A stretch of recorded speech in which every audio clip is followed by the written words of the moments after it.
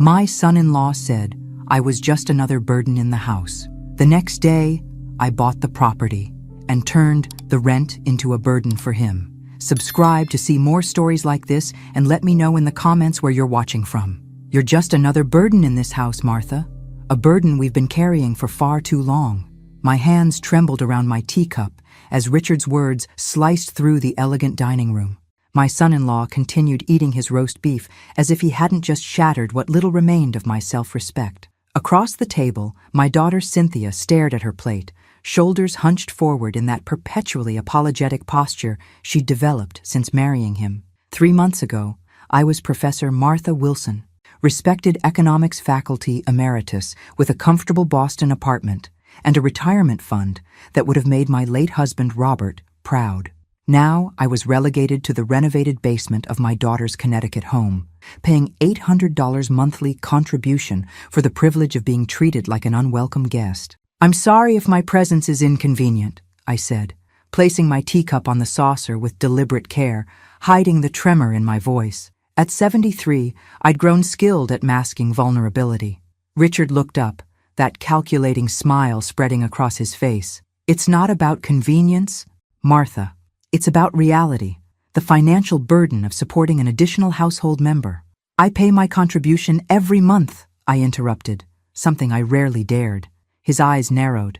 "And we appreciate that. But the emotional labor of caring for an elderly parent—" "Richard," Cynthia's voice was barely above a whisper. "Mom's fine on her own. She doesn't need caring for." The flash of irritation that crossed his face disappeared so quickly I might have imagined it. "Of course, darling. I simply meant the additional responsibilities." I excused myself before dessert, retreating to my basement sanctuary. On my meticulously organized desk sat my diary, not filled with sentimental musings, but rather a detailed record of the past 12 weeks. Every dismissive comment, every forgotten dinner invitation, every misplaced piece of my mail. My phone buzzed with a text from Harold, my former university colleague, and now my attorney. "Documents arrived. Meeting tomorrow at 11. Don't sign anything."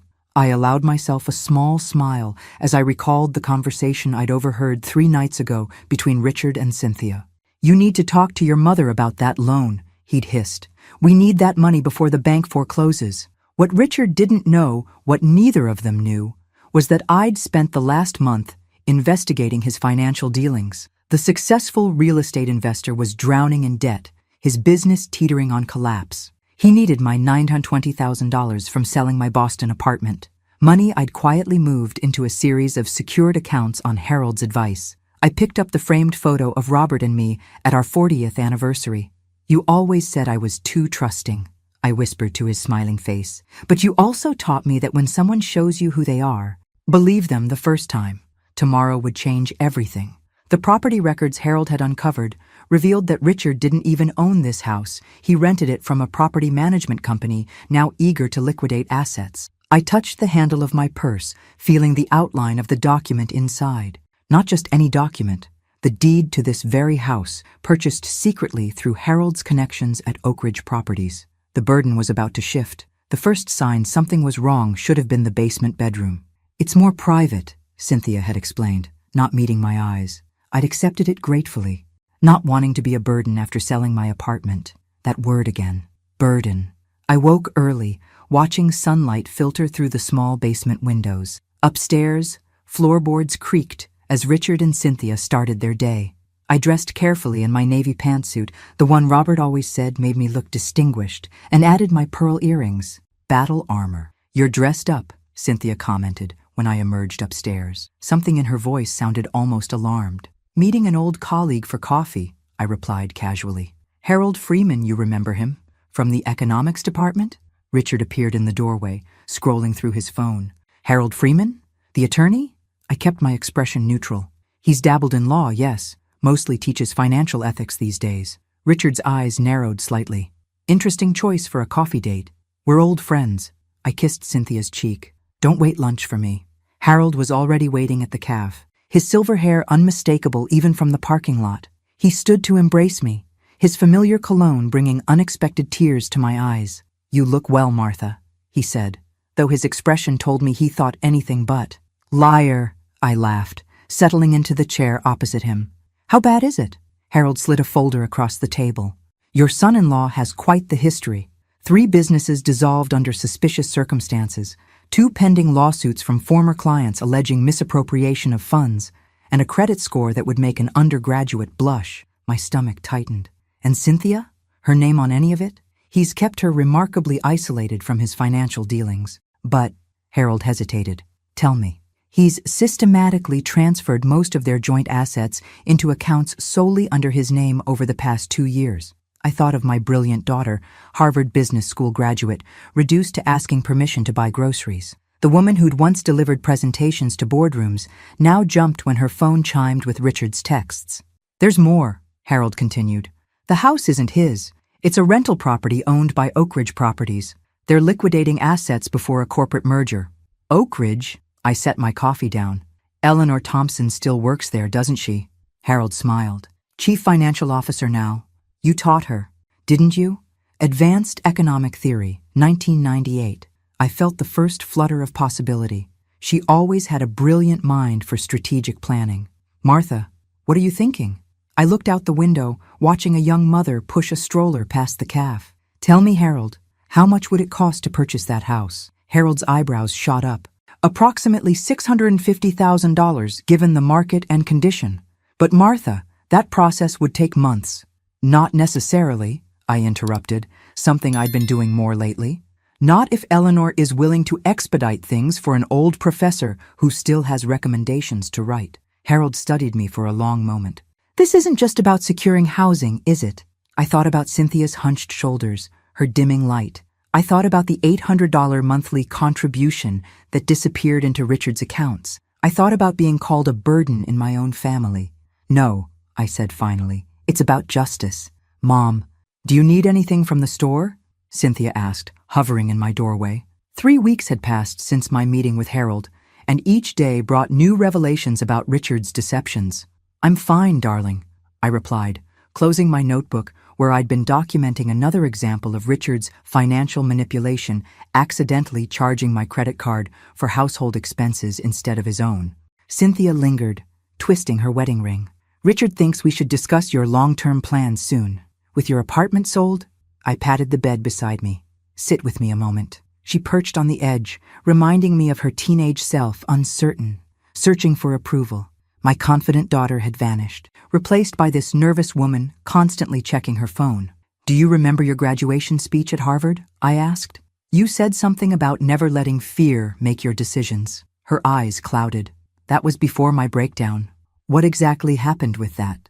I kept my voice casual, though my heart raced. Harold's investigation had found no medical records of any psychological treatment. I made a terrible mistake during a client presentation. Her voice dropped. Richard says I couldn't handle the pressure. He took care of everything afterward. Took care of everything how? I pressed gently. Explained to my firm why I needed to resign. Managed our finances so I could focus on recovery. She glanced at her watch. I should go. Richard needs these groceries for dinner.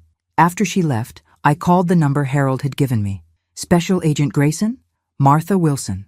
I believe we have a mutual acquaintance in Harold Freeman. The next day, I met Michael Grayson at a park 3 miles from Cynthia's house. Despite being in his 40s, he still had the earnest expression of the graduate student who'd once debated ethical finance theories in my classroom. Professor Wilson, he greeted me. I wish we were reconnecting under better circumstances. How much has Harold told you? Enough to concern me professionally. He sat beside me on the bench.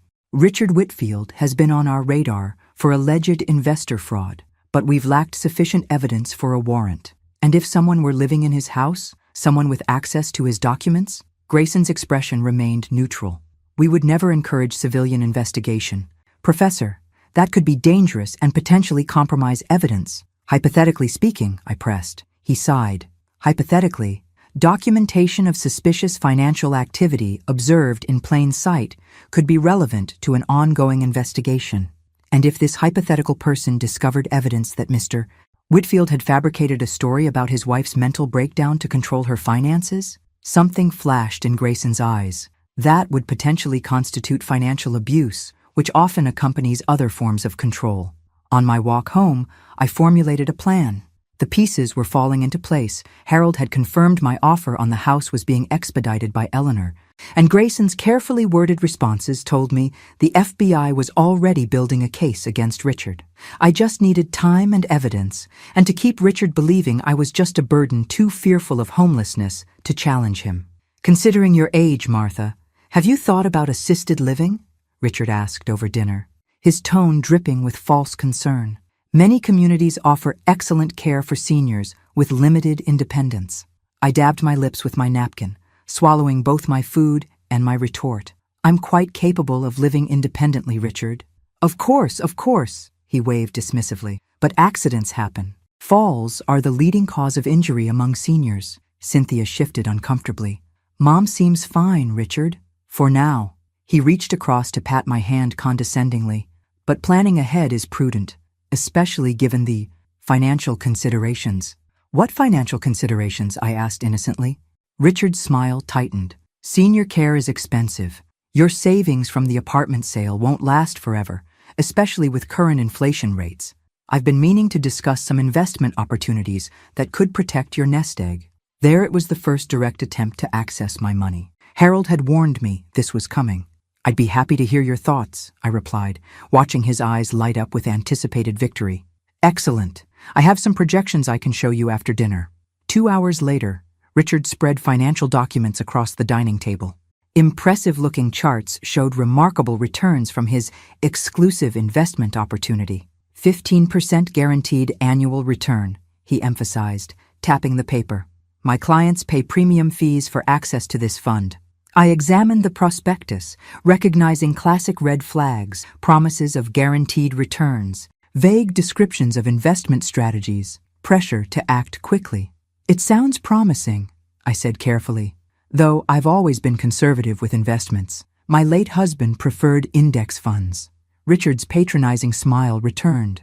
"With all due respect to Robert, Martha, the market has changed dramatically. These opportunities require significant capital and quick decision-making. I can only hold your spot in this investment for another week." "I'll need to think about it," I replied. "Perhaps review it with my accountant." His smile faltered. "Your accountant? These are proprietary strategies, Martha. Discussing them outside our family could jeopardize the opportunity." "I understand." I gathered my reading glasses. "Still, I never make financial decisions without sleeping on them. Robert taught me that."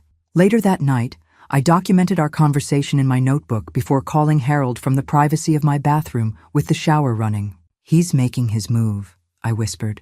"Eleanor finalized the paperwork today," Harold replied. "The property is yours, Martha. The deed transfer will be recorded tomorrow." "And the timing with Agent Grayson's investigation?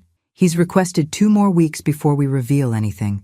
They're gathering critical evidence." I ended the call and sat on the edge of the bathtub, my heart racing. After decades of teaching financial ethics, I was watching a textbook fraud attempt unfold in my own family. The professor in me was fascinated. The mother in me was devastated. The next morning, Richard cornered me in the kitchen. "Have you considered my proposal, Martha?" "I have." I poured my tea calmly. "I'll need those documents to review again. Perhaps this evening?" His shoulders relaxed. "Excellent. I knew you were too smart to pass this up." "Oh, I'm certainly not passing up this opportunity," I replied, smiling into my teacup. "The deed is officially recorded," Harold confirmed over the phone. Congratulations, Martha. You're now the legal owner of 47 Oak Ridge Lane." I closed my eyes, allowing myself a moment of satisfaction. "How long until we can inform the current residents?" "Legally, you could serve notice immediately. But given Agent Grayson's timeline, 2 more weeks," I finished. "I know." Those 2 weeks proved excruciating. Richard grew increasingly attentive, preparing my favorite meals and inquiring after my comfort. His transparent manipulation might have been amusing if it weren't so predatory. "I've been thinking about your investment opportunity," I told him over breakfast. "Perhaps we should discuss the details again tonight?" His eyes gleamed with anticipated victory. "I'll prepare everything. This is the right decision, Martha." That afternoon, I met Agent Grayson at our usual park bench. The spring air carried the scent of freshly cut grass, reminding me of Robert's obsession with our lawn in Boston. "We've made significant progress," Grayson said, feeding breadcrumbs to gathering pigeons a cover for our meeting. "Veronica Hayes is cooperating." "Veronica?" The name was unfamiliar. Mr. Whitfield's assistant. Grayson's expression remained professional, but I caught something in his tone. And his romantic partner for the past 14 months. My stomach twisted. An affair. Yes, and she's provided access to emails discussing their plans to extract your assets before relocating to Mexico. The betrayal stung, not for myself, but for Cynthia. Does she know about my daughter's supposed breakdown? Grayson nodded grimly. Ms. Hayes confirmed there was never any breakdown. Mr. Whitfield sabotaged your daughter's presentation by altering her files the night before. He then convinced her the resulting mistakes were symptoms of mental instability. My hands clenched around the bench. He gaslighted my daughter into believing she was mentally ill? It's a documented pattern of financial and psychological abuse. Grayson's voice softened. Professor, I understand your desire for immediate action, but rushing could compromise the case against him. And my daughter's safety? He's actively trying to access my money. Stall him. We're almost ready to move. I returned home to find Cynthia in the garden, digging with unusual vigor in her flower beds. Everything all right? I asked, noting her reddened eyes. Fine. She stabbed the soil. Richard says the financial advisor called. You've been meeting with lawyers? My heart stuttered. Harold Freeman is an old friend. Richard says he's putting together legal documents for you. Are you planning to move out? Her voice cracked. I know things haven't been perfect, but I thought... I knelt beside her, despite my protesting knees. Cynthia, I'm not going anywhere without you. Without me? Confusion crossed her face. I'd said too much. Grayson had warned against premature revelations. I just mean I wouldn't make major decisions without discussing them with you first. She nodded. But something had shifted in her expression. A seed of doubt had been planted. That night, Richard cornered me in the kitchen. My associate says you've been inquiring about the property deed for this house. I maintained my composure. Simply curiosity about your investment portfolio. You've been so successful. I wanted to understand your strategies better. His eyes narrowed, but he accepted the flattery. The property market is complex, best left to professionals. Indeed, I replied, thinking of the deed sitting in my safe deposit box. Best left to professionals. I'll need your banking information today. Martha, Richard announced at breakfast, sliding a form across the table. For the investment opportunity we discussed. I stirred my tea calmly. Today? The window is closing.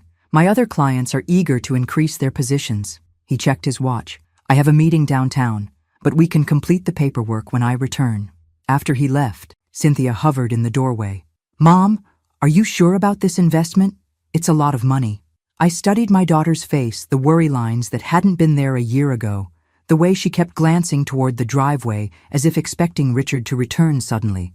Cynthia, do you remember Professor Thompson?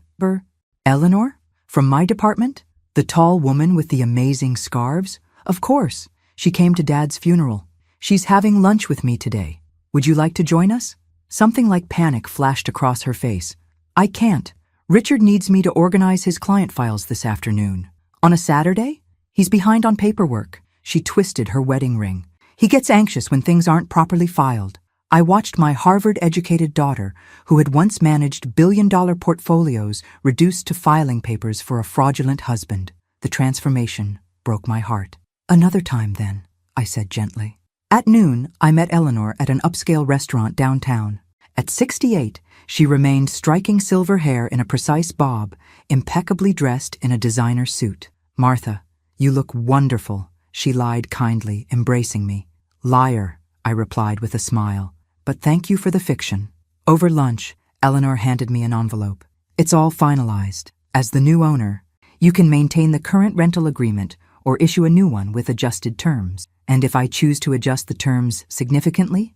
Eleanor's eyes sparkled with understanding. As long as you provide proper notice under Connecticut law, the terms are entirely at your discretion. Back home, back. I carefully placed the envelope in my desk drawer just as Richard's car pulled into the driveway.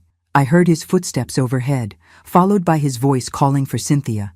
I checked my watch. Agent Grayson had requested one more week, but Richard was accelerating his timeline. I needed to adapt. That evening, Richard prepared an elaborate dinner, my favorite salmon with dill, fresh asparagus, even a bottle of expensive Chardonnay. A celebration, he declared, filling my glass. To new beginnings and smart investments. I raised my glass. To ownership. Exactly. he agreed, missing my meaning entirely. Now after dinner, we can review those forms. Actually, I interrupted, I've been thinking about your investment proposal, Richard. His smile faltered slightly. Having doubts? I assure you, not doubts. Questions. I set down my wine glass. For instance, why does your prospectus list a business address that's actually a UPS store? Or why your fund's supposed custodian bank doesn't exist? Color drained from his face. Those are simply administrative, and I'm curious about Veronica, I continued. Is she handling the administrative details too, along with your travel arrangements to Mexico? Richard's fork clattered against his plate.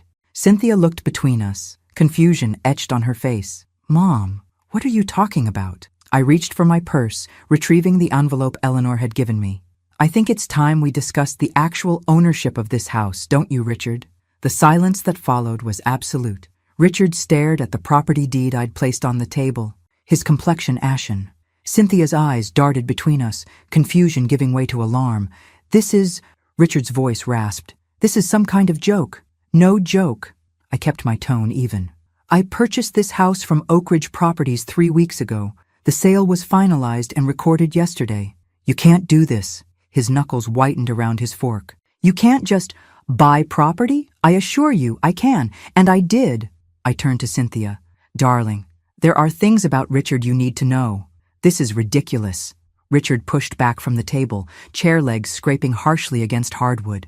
Cynthia, your mother is clearly confused, possibly early dementia. The FBI doesn't think I'm confused, Richard. I maintained eye contact with my daughter. They've been investigating your husband for months. Financial fraud, client fund misappropriation, wire fraud. Cynthia's hand flew to her mouth. What are you saying? She's delusional, Richard snapped. This is exactly why I suggested assisted living. Richard Whitfield, I continued calmly, has been systematically stealing from his clients. He's also been planning to access my savings from the apartment sale before fleeing to Mexico, with his assistant, Veronica, his romantic partner for over a year. The color drained from Cynthia's face. She turned to Richard, searching for denial in his expression. He recovered quickly. Cynthia, honey, you know how your mother gets. Remember what Dr. Lansing said about her adjustment issues after your father died? There is no Dr. Lansing, I said, just as there was no breakdown on your part. Cynthia, he sabotaged your presentation by altering your files the night before. That's enough. Richard slammed his fist on the table, making the dishes jump. I will not sit here and be accused by a confused old woman in my own house. Not your house, I corrected. My house, and starting next month. Rent will be $3,200, a 30% increase to reflect current market rates. Richard's facade cracked. Rage twisted his features as he lunged across the table, knocking over his wine glass. You scheming bitch! Richard! Cynthia's voice cut through his fury. She stood, backing away from the table. Don't, please. He froze, seeming to remember her presence. The mask slipped back into place. Cynthia, can't you see what's happening? Your mother is trying to divide us. Is it true? She whispered. About Veronica? Something ugly flashed across his face. This is absurd. I'm calling Dr. Maynard. Your mother needs evaluation. Another fictional doctor? I raised an eyebrow. Agent Grayson would be very interested in adding witness intimidation to your charges. The doorbell rang, its cheerful chime incongruous with the tension. Richard's eyes darted toward the entrance. Expecting someone? I asked pleasantly. Agent Grayson stood on the porch, flanked by 2 other agents in FBI jackets. I'd called him from the restaurant bathroom after meeting with Eleanor, explaining that Richard was accelerating his timeline. Mr. Whitfield, Grayson's voice was professionally neutral. We'd like to ask you some questions regarding Whitfield investment strategies. As they led Richard to their vehicle, he turned back toward the house. This isn't over, Martha. You think you've won, but you'll regret this. Cynthia stood beside me in the doorway, trembling. Mom, what's happening? Is it really true? All of it? I put my arm around her shoulders, noticing how thin she'd become. Not all at once. Darling, let's start with one truth at a time. Morning light filtered through the kitchen windows as I prepared coffee. 3 days had passed since Richard's questioning by the FBI, released without charges. Yet, as Agent Grayson emphasized, Richard had retreated to a hotel, returning only to collect clothes and documents under the watchful eyes of agents executing a search warrant. Footsteps on the stairs announced Cynthia, eyes shadowed from another sleepless night. She accepted the coffee mug I offered with trembling hands. I found these in his office. She placed a folder on the counter. Credit card statements, charges at restaurants I've never been to, hotel rooms in New York when he claimed to be at conferences in Chicago. I covered her hand with mine. You don't have to look at all of it right now. 14 months. Her voice broke. He's been with her for 14 months, while I was here, believing I was too mentally fragile to work, to maintain friendships, to handle our finances. It wasn't your fault, I said firmly. Richard systematically isolated and gaslighted you. I'm Harvard Business School. Mom, bitterness edged her words. I managed portfolio risk for Blackstone. How did I not see this? Because abusers are skilled manipulators, and because you trusted your husband. I poured more coffee. The woman I raised is still in there, Cynthia. Brilliant and capable. He didn't erase her, he just buried her for a while. My phone buzzed with a text from Harold. Richard filed countersuit, claims elder manipulation. Hearing scheduled. I showed it to Cynthia, whose spine straightened perceptibly. He's claiming you manipulated him? That's absurd. It's a desperate ploy, I replied. Harold expected this. We're prepared. Later that afternoon, Dr. Rebecca Cohen arrived, a forensic psychologist specializing in coercive control, recommended by Agent Grayson. In my study, she reviewed the documentation I'd meticulously maintained. This is textbook financial abuse, combined with psychological manipulation, she confirmed. The isolation, the fabricated mental health crisis, controlling access to transportation and communication, monitoring movements. Will my daughter recover? I asked, the question that truly mattered. Dr. Cohen's expression softened. Recovery isn't linear, Martha. There will be good days and difficult ones, but with proper support, yes, Cynthia can rebuild her life and sense of self. When Richard arrived that evening to collect more belongings, I handed him an envelope containing formal rental terms. What's this? He demanded. Your new lease agreement, $30,200 monthly, due on the 1st. Security deposit of $6,400 required immediately. He crumpled the paper. You won't get away with this. My attorney will destroy you in court. Your attorney from Stevenson and Palmer? They dropped you as a client this morning. I smiled pleasantly. Something about mounting evidence of financial impropriety. For a moment, his mask slipped completely. Rage contorted his features as he stepped toward me. You think you're so clever, don't you?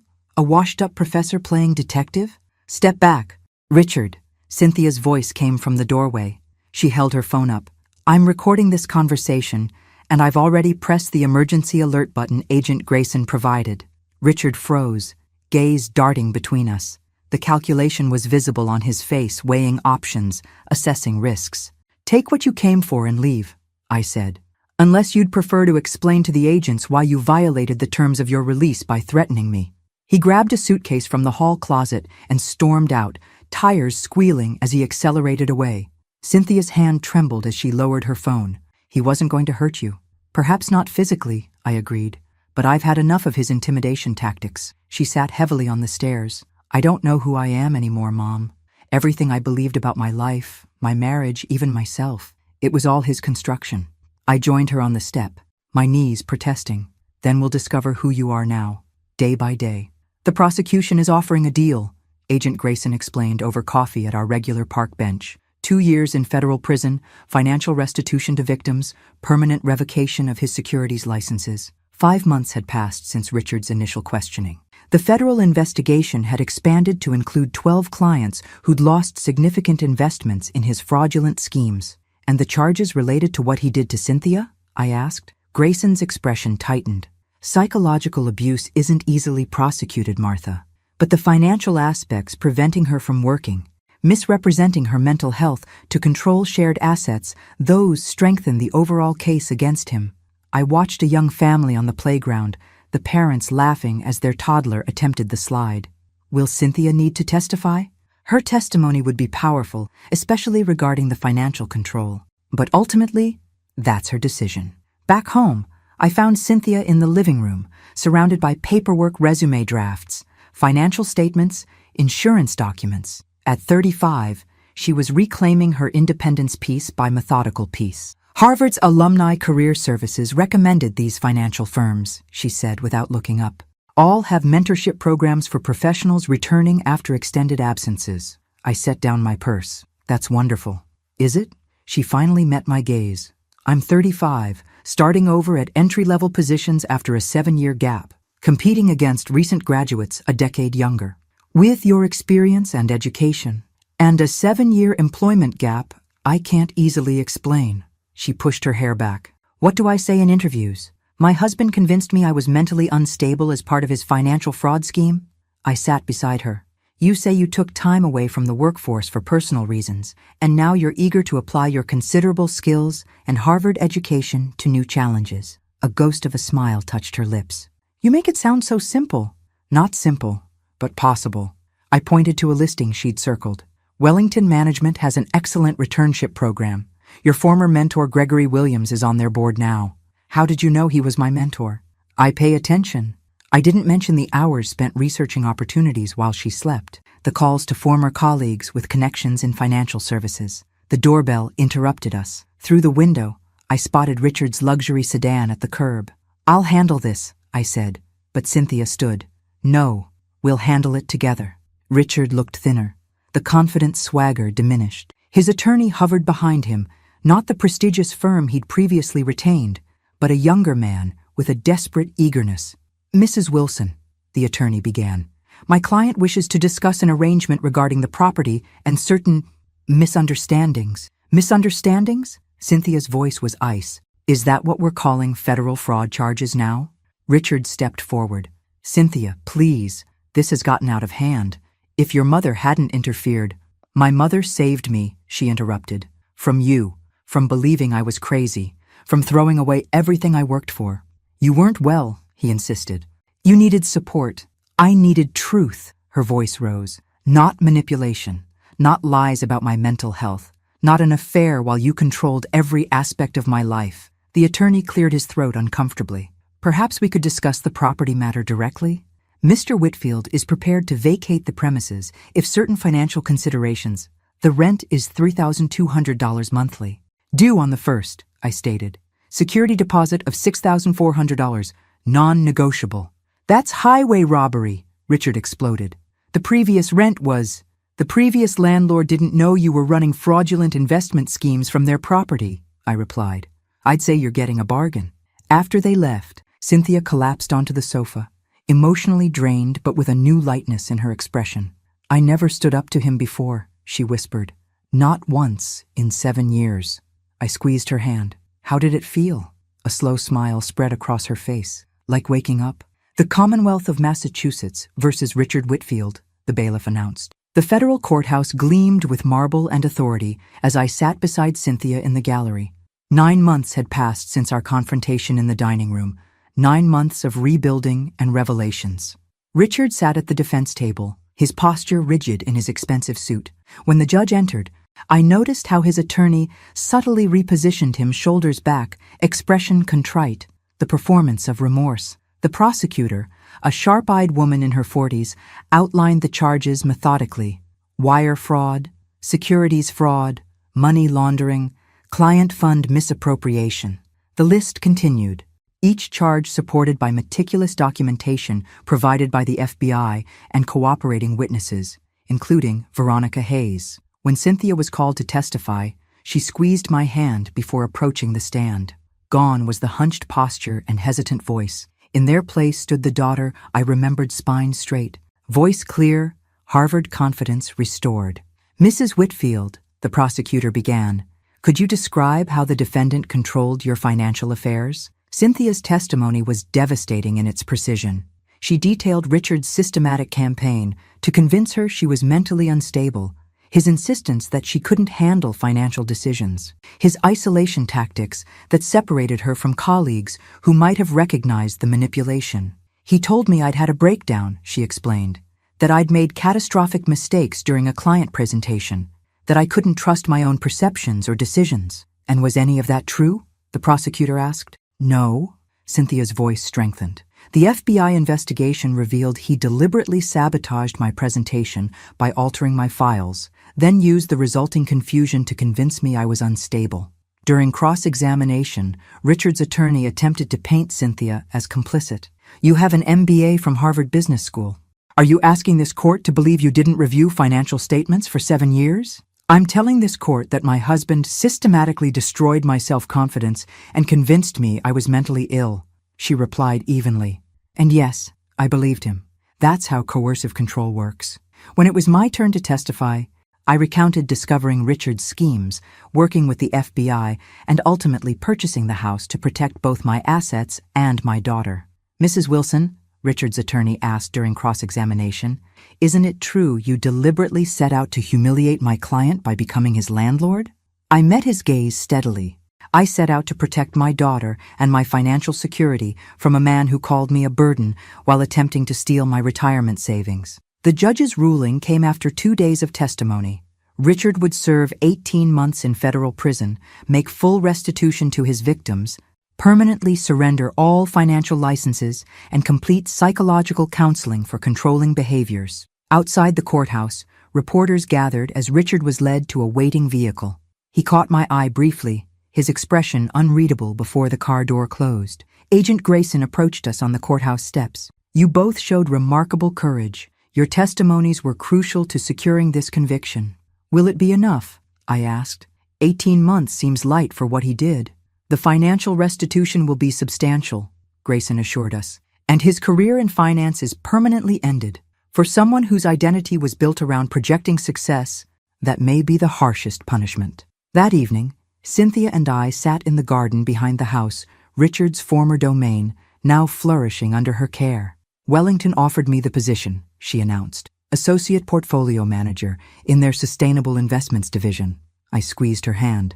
I never doubted you. I did. She looked up at the stars emerging in the twilight. I doubted everything about myself for years. And now? A slow smile spread across her face. Now I remember who I am. The moving boxes stacked in the foyer marked the end of one chapter and the beginning of another. 14 months after purchasing this house, I was selling it not out of necessity, but choice. The final walkthrough is scheduled for tomorrow, Cynthia said, checking her phone. Buyers seem eager to close quickly. I ran my hand along the banister. Any regrets about selling? She considered this, her expression thoughtful. This house served its purpose. It was never really home. After Richard began his prison sentence, we decided to rent the house to a young family while we considered our next steps. The rental income had been steady, and property values in the area had increased significantly. Harold estimated the sale would net approximately $780,000, a healthy profit on my original investment. Martha? Eleanor Thompson's voice called from the doorway. The car service is here for these boxes. I embraced my old friend. Thank you for everything, Eleanor. I couldn't have done this without you. Nonsense, she waved dismissively. You'd have found another way. You always do. As the movers loaded the last of our belongings, Harold arrived with the final paperwork. At 75, he remained sharp as ever, though he'd officially retired from teaching the previous year. All in order, he confirmed, handing me a folder. The Cambridge property closes next week. Your mortgage is approved at the rate we discussed. Cynthia joined us, scrolling through emails on her phone. Wellington wants me to lead the ESG integration team on the new climate initiative. Pride swelled in my chest. 9 months into her new position, she'd already received a promotion and significant recognition for her work. The brilliant, confident daughter I'd always known had fully re-emerged. Mrs. Wilson? A voice called from the driveway. Agent Grayson approached, looking somewhat out of place in casual clothes rather than his usual FBI attire. Just wanted to update you personally, he said. Richard's parole hearing is scheduled for next month. Given his behavior in prison and the restitution payments, there's a strong possibility he'll be released early. Cynthia tensed beside me. Will he come looking for us? His parole conditions would prohibit contact, Grayson assured her. But I thought you should be prepared. After he left, we finished our final walkthrough of the empty house. In the kitchen, Cynthia paused by the window overlooking the garden she'd restored. Are you worried? I asked. About Richard being released? She considered this, head tilted thoughtfully. Not worried exactly. He can't hurt us anymore. We know who he is now. And more importantly, we know who we are. As we locked the door for the final time, a delivery truck pulled into the driveway. The driver approached with an envelope. Delivery for Martha Wilson? Inside was a letter from Richard, postmarked from the Federal Correctional Facility. My hands trembled slightly as I opened it. "Martha," it began, "as I approach my parole hearing, I've been required to engage in rehabilitative reflection.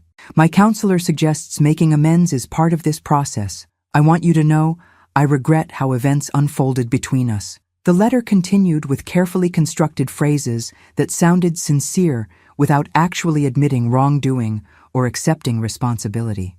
Classic Richard performative remorse, crafted for an audience of parole board members. "What will you do?" Cynthia asked, reading over my shoulder. I folded the letter and placed it in my purse. "Nothing. His amends aren't for me to accept or reject. They're for him to make peace with himself." We walked to our waiting car, leaving behind the house that had been both battlefield and turning point. Ahead lay Cambridge, a duplex near Harvard Square, upper floor for Cynthia, main floor for me, with a small garden already planned. "You know," Cynthia said as we drove away, "for someone he called a burden, you certainly turned the tables." I smiled, watching the house recede in the rearview mirror. "Sometimes the burden becomes the strength." To Martha Wilson, Harold raised his glass, who proves it's never too late for a new chapter. Friends and family gathered in our Cambridge garden to celebrate my 75th birthday. 2 years had passed since we left Hartford, 2 years of rebuilding and renewal. Our duplex had become a true home, my main floor filled with treasured books and mementos, Cynthia's upper level reflecting her renewed confidence with its bold colors and modern art. The garden between us flourished with herbs and flowers, a shared project that healed us both. "Speech," someone called, and reluctantly I stood. "At 75, I began. "I'm supposed to be settled, predictable." Instead, the past 2 years taught me that life's most important lessons can come at any age. I learned that sometimes strength looks like starting over, that dignity isn't what others grant you, but what you claim for yourself. My gaze found Cynthia, now executive director of sustainable investments at Wellington, her professional reputation fully restored. She'd started dating again recently cautiously, with the wisdom of experience and the support of continued therapy. "I learned that family isn't about obligation, but choice," I continued, "and that the burden someone tries to make you believe you are might actually be the strength they fear." After the guests departed, Cynthia and I sat in the twilight garden, fireflies beginning their evening dance among the lavender. "Richard was released last month," she said quietly. "His attorney contacted mine about finalizing the divorce." I nodded. "We'd expected this. How do you feel about it?" "Indifferent, mostly." She twirled her wine glass thoughtfully. "The woman who loved him doesn't exist anymore. She was his creation. And the woman you are now?" A slow smile spread across her face. "Is entirely my own." My phone chimed with an email notification. Eleanor Thompson, checking if we'd received the investment prospectus for a new sustainable energy fund Oak Ridge was developing. At my suggestion, they'd hired Cynthia as a consultant on the project, recognizing her expertise in ESG investments. "Mom?" Cynthia's voice pulled me back to the present. "I've been thinking about writing a book, about financial coercion and psychological manipulation in relationships." "You'd be excellent at that," I replied. "Your perspective is valuable. I thought maybe we could write it together. Your academic background, my personal experience." She hesitated. "Would you consider it?" Warmth spread through my chest. I'd be honored. Later that night, alone in my room, I opened the drawer containing Richard's letter from prison. Beside it lay another, delivered last week, a formal apology, now that he'd been released, part of his ongoing therapy requirements. I removed both letters and carried them to the fireplace. The flames consumed the papers quickly, Richard's carefully crafted words turning to ash. From the bookshelf, I took down the photo of Robert and me on our 40th anniversary. "You were right about so many things," I told his smiling image, "especially about finding strength in unexpected places." Through the ceiling, I heard Cynthia's footsteps, confident, purposeful, my brilliant daughter reclaiming her power day by day. In helping her find her way back, I'd discovered new dimensions of my own strength. At 73, I'd been called a burden. My dignity stripped away at a dining room table by a man who saw me as nothing but an obstacle and potential victim. At 75, I stood in a home of my choosing, surrounded by a life rebuilt through courage and determination. The burden, it turned out, was never me at all. It was the weight of lies, manipulation, and false limitations that we'd both finally shed. I closed the curtains on the Cambridge evening at peace with the knowledge that sometimes the greatest victories come not from avoiding life's hardships, but from transforming them into stepping stones toward an unexpected rebirth. Thanks for listening. Don't forget to subscribe and feel free to share your story in the comments. Your voice matters.